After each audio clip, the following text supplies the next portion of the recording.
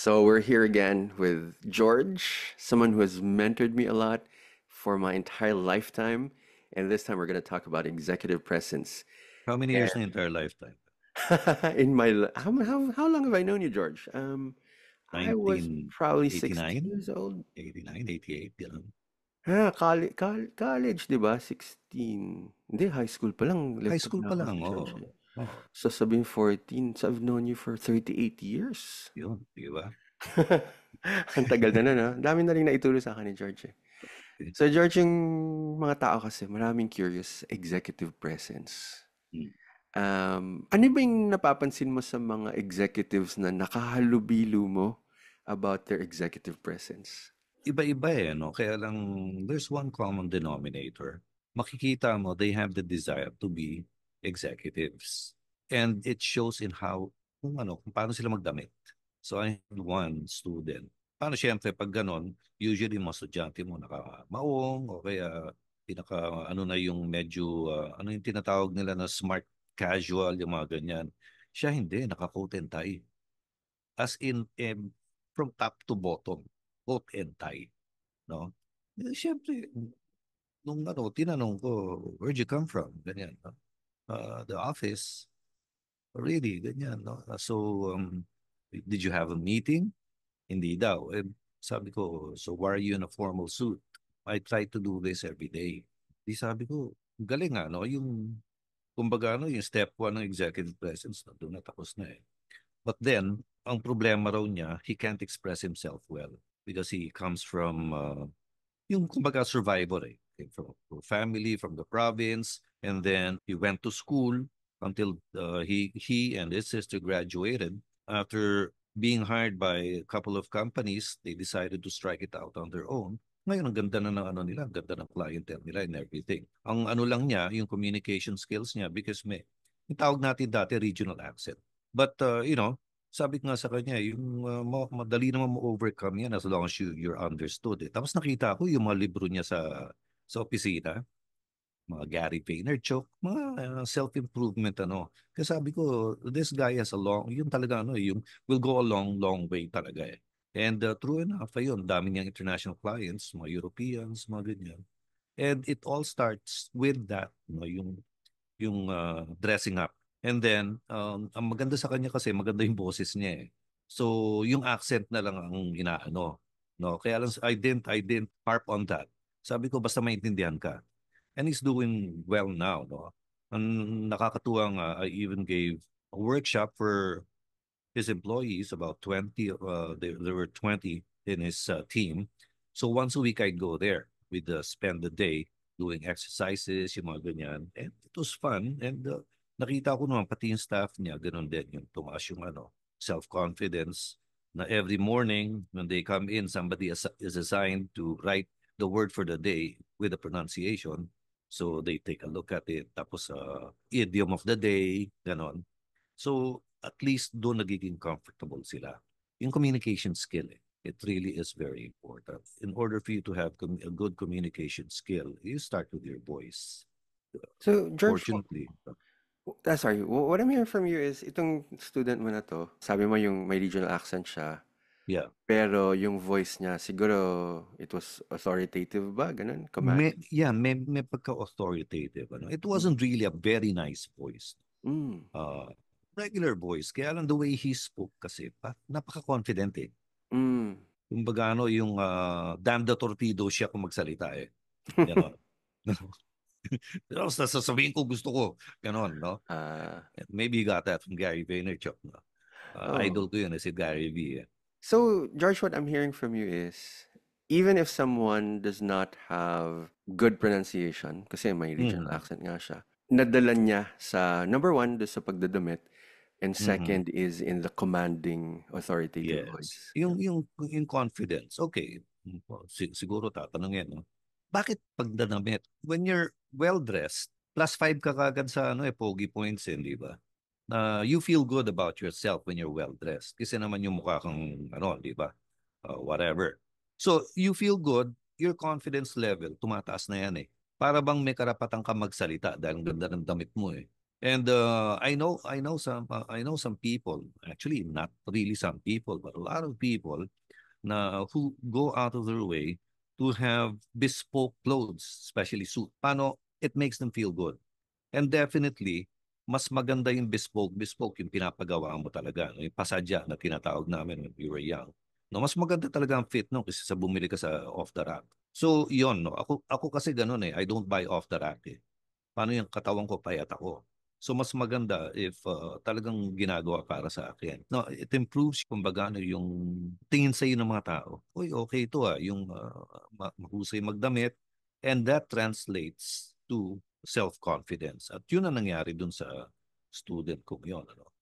I had another student, CFO naman to, ganun din, no? Yung siya hindi naman ganun ka-dressed, no? But he knows, no? Yung mga polo barong niya, yung mga talagang magagandang polo barong. And then you see it, no? Yung he only wears one watch. Kaya lang Rolex, Oyster Perpetual, ganun. So, ganun din, yung confidence niya, maganda. And sinasabi ko nga palagi, always start with yourself, eh. The way you look. So, yun, no? So, it all boils down to that. Yung physical appearance muna. Then after the aesthetic, diyan papasok na yung audio, how to improve your voice. And it's so easy to somehow improve your voice. Kaya nga yun ang inaano ko, no? For those who are listening, the best way to do it really is to use a microphone. Kahit na yung mga video kay microphone nyo sa bahay, doon kayo magsalita. Paano doon maririnig nyo yung boses nyo and you can improve the way you sound when you use a microphone. By the way, may nag-message sa akin dun sa yung nakita yung video natin. Tinatanong, George, how can you use a microphone? How come some people can say it very clearly and still, they sound good. Kaya lang yung iba, pag nagsasalita doon yung parehong microphone, hindi maganda tunog. And he cited as an example, ito, as a church. Yung parish priest, pag nagsasalita, ang linaw. Kaya lang, yung English niya talagang terrible. Kaya lang, malinaw yung ano niya eh. Sabi ko, tamo, unang-una, if you take a look at him very carefully, kung magsalita siya, he knows how to use the microphone eh. Ang marami kasi sa atin, pardon me na lang kung may tatamaan, ang unang gagawin sa mikropono, kukunin tapos sinasampal, talk, talk, talk, talk, talk. You don't do that, sisirain mo yung mikropono eh. All you need to do is talk. No, aayusin naman ng technician yan eh, merong control siya eh. Ganun ang ginagawa ng paring yon. And malaki kasi yung venue. Pag malaki yung venue, never speak fast. Hindi makakahabol yung sound system sa sinasabi mo eh. Siyempre may delay yan eh. So nagagarble. So what do you do? Speak deliberately, not slowly, but speak deliberately. So you will be understood. At the same time, if you speak deliberately, what happens? You have a chance to modulate your voice properly. Ikaw, tanong kita, RV, no? How do you modulate your voice? Di ko alam. Hindi mo alam. So, natural yung boses mo, ganyan na. Siguro ano lang, ano ba yung tinuturo sa atin dati? Sa speech classes, George sa Lourdes. Oh, Yung make sure there's breath support, di ba? Yung yeah, right, correct. huminga ka, yung hindi ka na Mm-mm, uubusan ng hininga. mm-mm, Tapos yung try mo magsalita. Let's say if it's a classroom, parang mm-mm. it should be loud enough to be heard by people at the back. Yung mga ganun, yung Yeah, mga tinuturo slow sa your school dito. voice. Di ba yung mga ganon?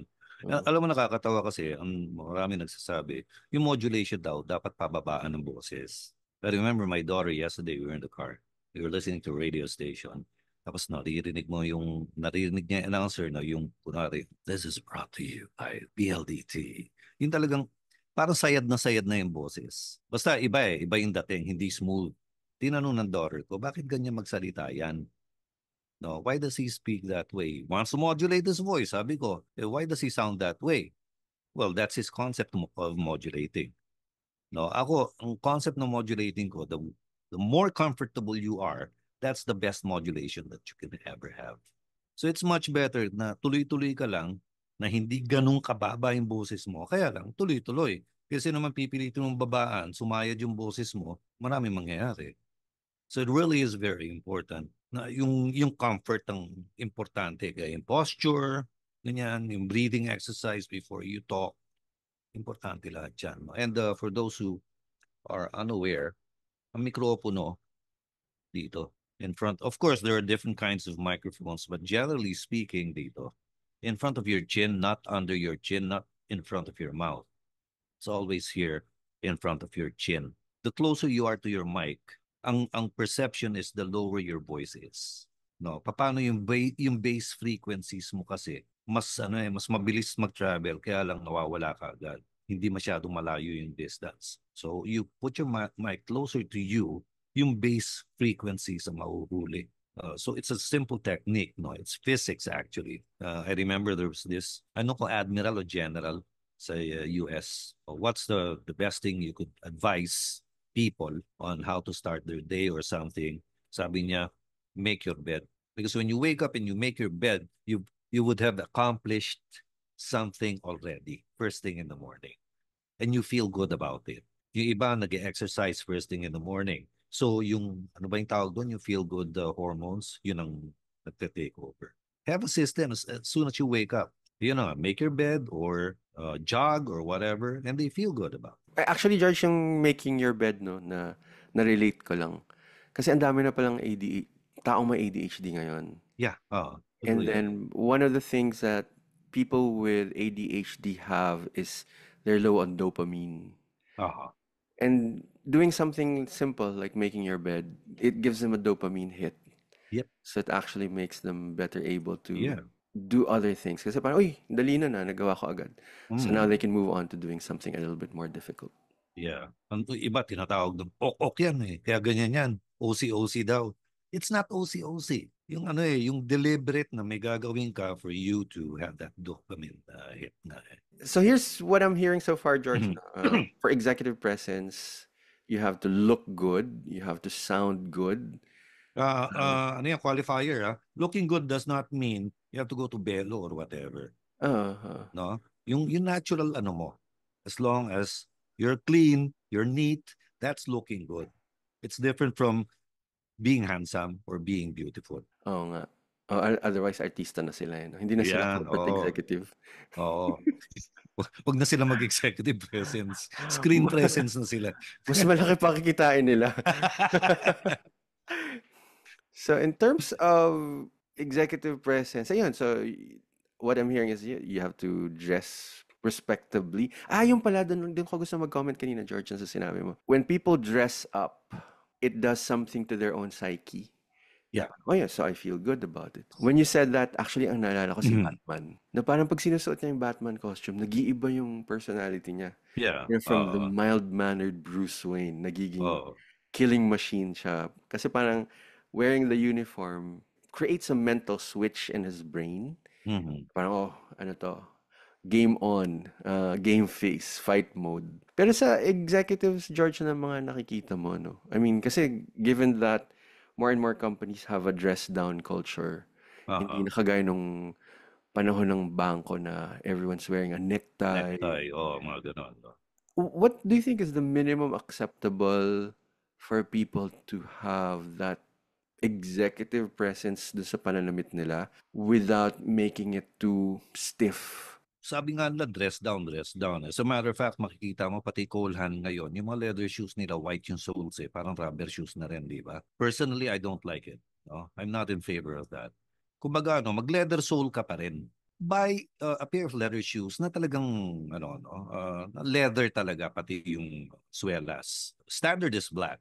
If you have enough funds, get a brown one. So dalawa na yon, no? And you can actually, kumbaga, yung mix and match na eh. Walang sandals. Ang nakakatawa pa nito, pag nagsasandals, nagme-medyas. Kaya nga na-invento yung sandals eh, para mapreskohan yung paa mo eh. Tapos lalagyan mo ng medyas, di ganun din. Sneakers probably lusot na ngayon eh. Paano? Dami ng mga dress sneakers na ngayon eh, di ba? Even Under Armour, gaganda na ng mga ng mga sapatos eh. But the thing is, why wear that if you can wear leather shoes? Ang sneakers talaga for sport or for casual activity, no? Sa akin lang, this is a personal idea of mine. No? Yung sabihin nyo, matanda na ako or whatever, but still, you get away with it eh. I'll give you an example. We traveled one time. I was still managing bands, artists. We were at the airport. Whenever I travel, may suot akong coat. For the simple reason na ayokong tiklopin. Para hindi magusot, susuotin ko na. Hindi ko na ilalagay sa baggage ko. I always breeze through immigration. No questions asked, kahit na anong country. There was a time we went to China. Yung Chinese police pa doon, pinapila ako doon sa Chinese citizens. dahil walang masyadong pila. Actually, walang pila. Sabi ko, I'm not Chinese. Pinakita ko yung passport ko, pinilit ako. Eh di dinauna ako, no? Para ako nag-senior citizens lane. And some of the members of my band, lumusot na, no? Except two. Alam mo kung bakit? Sukat. Naka-hoodie sila eh. Mukha sila rapper, mga ganon, no? Naka-hoodie. They were held at immigration for probably about 20 minutes. La. Kinakabahan na kami. Nakuha na namin yung bagahe namin sa carousel eh. Wala pa rin sila. Hindi namin matawagan dahil bawal ang telepono sa immigration. Finally, lumabas. Pawis na pawis. Sir, nakakabahan kami, ganyan. Kala namin huliin kami. O yan ang sinasabi ko sa inyo. Dress up. Because when you're dressed properly, what happens? You get respectability. O next time nag-travel kami, bis na lahat. Lusot lahat. Di ba? It's as simple as that. And that's executive presence. The simple act of wearing a coat, sports coat. Tapos ganun pa rin, naka-jeans ako. Kaya naka-sports coat. It enhanced yung kumbaga credibility ko, no? You want to go through sa mga building, di ba, ini-inspection. Pagbihis ka, at saka nakangiti ka, good morning ka, babatiin mo yung gwardiya, eventually hindi ka na-inspeksyonin nun eh. Yung iba bubuksan pa yung bag. Ako tuloy-tuloy. Why? It's because of that. You gain their trust immediately. As an executive, you have to gain the trust of not only your peers, but your people, your team. And besides if you look presentable, your team will follow suit because you're setting an example. And I've tried that several times. Ito entertainment na no? We're talking bands, but natuto sila. So, nakakatuwa, George, na meron kang sariling lane. Hindi siya Chinese citizen lane, hindi siya senior citizen lane, Japorms lane. Tinuro ko pa yung mata ko. Ginanong ko pa yung mata ko. Grabe. Yung mga pulis doon, brusko eh. No, go here. Ganyan. Nakasalamin ako. Hindi ba, titignan kung kamukha mo sa passport mo, no? Ganyan siya ng ganyan. Hanggang finally, tinanggal ko yung salamin ko. Tapos. Bakit? Anong gusto mo makita? Yung mata mo? Dahil nakasalamin ako sa passport, walang salamin eh. Oo. So, tinitignan niya kung kamukha ako. So, ginawa ko, tinanggal ko. So, ganon. The Chinese immigration, sila isa sa pinakamahigpit eh. Anyway, so respectability is really very important. And it starts with how you look. Good, good. So just to summarize, George, like you said, dressing up, trying to use a voice that has authority, earning the respect of people around you. They know that you're a force to reckon with. Hindi ka So negotiating skills, panalo ka na pag ganun eh. If they know that nandito ka, no, hindi ka nila pwedeng laruin. Why? Because they know you know something. So thank you, George, for all of these tips on executive presence. No? Again, those who want to contact us, all you have to do is send us a message or email.